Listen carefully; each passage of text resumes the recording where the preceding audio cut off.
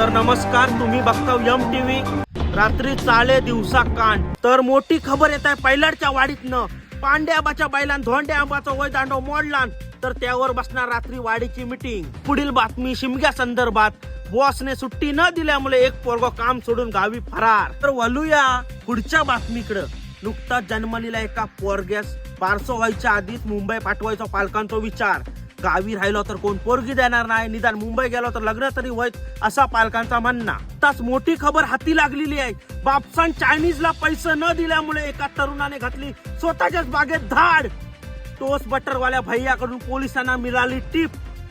10 kilo माल बॉन्डासकट जप्त. तर आता नुकत्याच हाती आलेल्या बातमीनुसार कोकणातील एका तरुण उद्योजकाने केलाय लुकलुक्या बॅटऱ्या विकून 1 कोटी रुपयाचा धंदा. काजू आणि आंबा बागायतदारांच्या मनात संशयाचे सावट.